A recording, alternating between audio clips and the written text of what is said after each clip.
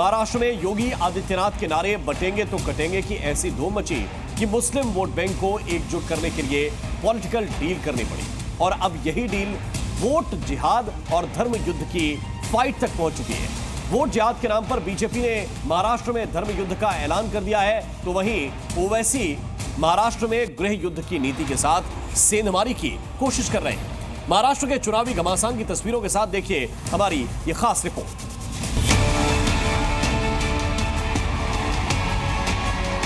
एक है तो सेफ है। वोट जिहाद का जवाब वोट के धर्म युद्ध से हमको देना है। ये एक की बात कर रहा है, हम अनेक की बात कर रहे हैं। ये लड़ाना चाहते हैं। महाराष्ट्र चुनाव में वोट जिहाद की चाल, महाराष्ट्र चुनाव में धर्म युद्ध का सवाल,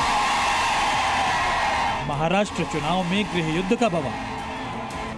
महाराष्ट्र की 288 सीटों के लिए शुरू हुए घमासान में जमीनी मुद्दे हवा और इन 4 शब्दों ने चुनावी चकल्लस बनकर इलेक्शन कैंपेन को हाईजैक कर रखा है। योगी आदित्यनाथ के ब्रह्मास्त्र बटेंगे तो कटेंगे का इम्पैक्ट इस कदर हाई है कि अब महाराष्ट्र चुनाव का पूरा फोकस वोट जिहाद और धर्म युद्ध पर शिफ्ट हो चुका है।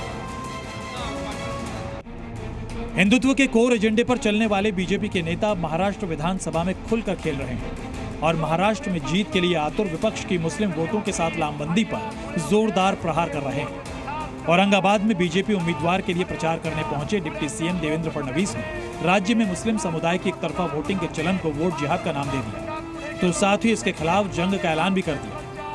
लोकसभेपासून एक नवीन स्ट्रॅटेजी आखली आणि या धुळ्यामध्ये ते वोट जिहाद करतायत। वोट जिहाद आता मी तुम्हाला विनंती करण्याकरता आलोय। आता जागे झालो नाही तर नेहमी करता झोपावं लागेल। ही निवडणूक जागा होण्याची निवडणूक आहे।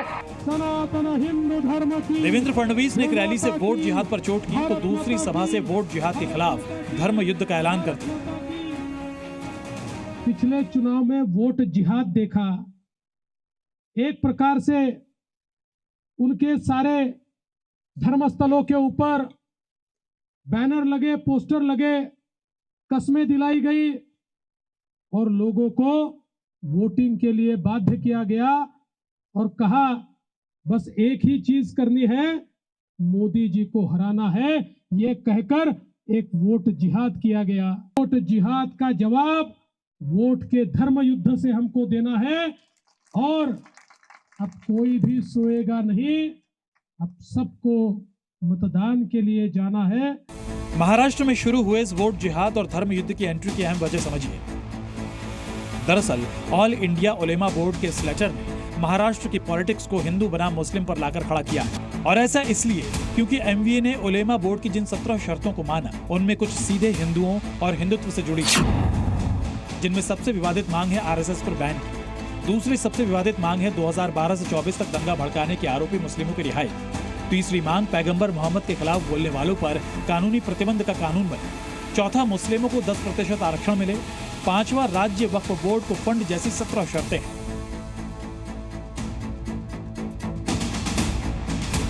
ऑल इंडिया उलेमा बोर्ड की सशर्त समर्थन की चिट्ठी मिलते ही शरद पवार की पार्टी और कांग्रेस ने अपनी रजामंदी भी जाहिर कर दी।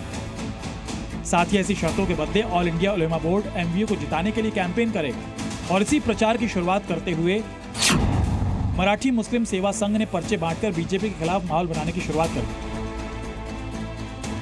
दावा है कि 400 एनजीओ कैंपेन में उनके साथ हैं, यानी मुस्लिम वोट को पोलराइज करने की कोशिश शुरू हो चुकी है।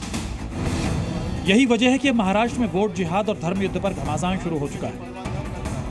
एक समुदाय के लोग भारी तादाद में आकर जानबूझकर महायुति के कैंडिडेट के खिलाफ वोट डालते हैं और उसको हराते हैं। इसी तरह इस बार भी ऐसा ना हो, इसके लिए सम्मान्य मोदी जी हो, योगी जी हो या सम्मान्य मोहन भागवत जी हो, उन्होंने कहा है कि सभी हिंदुओं को एक साथ रहना चाहिए और यही देवेंद्र फडणवीस जी ने भी दोहराया है कि एक धर्म युद्ध है। फडणवीस साहब का बयान क्या दर्शाता है? वो धर्म युद्ध की तरफ ले जा रहे हैं इलेक्शन को। इलेक्शन एक मामूली प्रक्रिया है, मामूली अमल है और उसको धर्म युद्ध से जो जोड़ देना, कितना खतरनाक नजरिया है, कितनी खतरनाक सोच और विचारधारा की तरफ इसको ले जा रहे हैं फडणवीस साहब। जैसे जैसे महाराष्ट्र में चुनाव की तारीख करीब आ रही है, जुबानी जंग तेज होती जा रही है। कुछ दिन पहले पीएम मोदी ने एक रहोगे सेफ रहोगे का नारा दिया, तो संभाजी नगर में ओवैसी ने योगी और मोदी को जवाब दिया। आपको याद रखना है, एक है तो सेफ है, एक है तो ये जो बीजेपी आरएसएस की साजिश ये है कि पूरे महाराष्ट्र में उन्होंने ऐसे 100 उम्मीदवारों को खड़ा किया जिनका नाम उर्दू जबान से शुरू होता है, समझे ना। साजिश में मत आओ आप, ये एक की बात कर रहा है, हम अनेक की बात कर रहे हैं। ये लड़ाना चाहते हैं, एक के नाम पर सबको लड़ाना चाहते हैं। खबर यह भी आई कि संभाजी नगर की रैली में किसी महिला ने सवाल उठाया कि कौन संभाजी, कैसे यहाँ का नाम संभाजी नगर हो गया, जिसके बाद देवेंद्र फडणवीस ने ओवैसी को सीधे निशाने पर ले लिया। छत्रपति संभाजी नगर, सुन लो ओवैसी, छत्रपति संभाजी नगर। किसी का बाप भी पैदा हुआ, अब ये नाम नहीं बदल सकता। संभाजी नगर में ओवैसी की रैली बयां कर रही है कि महाराष्ट्र में अपनी जगह बनाने के लिए एआईएमआईएम चीफ गृह युद्ध की नीति अपना रहे हैं। ओवैसी मुस्लिम वोट बैंक से इतर भी मराठा और मराठी वोट बैंक को अपने पाले में करके महाराष्ट्र की सियासत में जमीन तलाश रहे हैं। और इस बार महाराष्ट्र का मुकाबला आमने सामने का नहीं बल्कि त्रिकोणीय हो सकता है। ब्यूरो रिपोर्ट, जी मीडिया। और महाराष्ट्र चुनाव में बयान युद्ध के साथ वादों और दावों का जोर भी जारी है। महाराष्ट्र चुनाव के लिए पहले महायुति ने अपना घोषणा पत्र जारी किया, तो अब बीजेपी ने भी अपना संकल्प पत्र जारी कर दिया है। बीजेपी ने संकल्प पत्र में किसानों का कर्ज माफ करने की बात की और सम्मान योजना में 15,000 सालाना देने का वादा किया। तो एमवीए ने महाराष्ट्र नामा के जरिए किसानों के 3 लाख तक का कर्ज माफ करने और कर्ज चुकाने के लिए 50,000 प्रोत्साहन राशि देने की बात की। बीजेपी महिलाओं को 2100 रुपए महीने देगी और 2027 तक 50 लाख लखपति दीदी तैयार करेगी। तो एमवीए ने महिलाओं को 3,000 रुपए महीना, हर महीने 500 रुपए में सिलेंडर और महिलाओं को फ्री बस सेवा का वादा किया है। बीजेपी ने हर साल 25 लाख रोजगार देने का वादा किया। तो एमवीए ने बेरोजगारों को 4,000 प्रतिमाह देने की बात कही है। बीजेपी ने बुजुर्गों को 2100 रुपए महीना देने और पेंशन धारकों को 1500 से 2100 रुपए देने का वादा किया। उधर एमवीए ने 25 लाख का स्वास्थ्य बीमा देने का ऐलान किया। बीजेपी ने संकल्प पत्र में महाराष्ट्र को $1 ट्रिलियन की अर्थव्यवस्था बनाने का दावा पेश किया। तो एमवीए ने महाराष्ट्र नामा के जरिए जातिगत जनगणना कराने के साथ साथ 50% आरक्षण की सीमा हटाने का भी वादा सामने रखा है।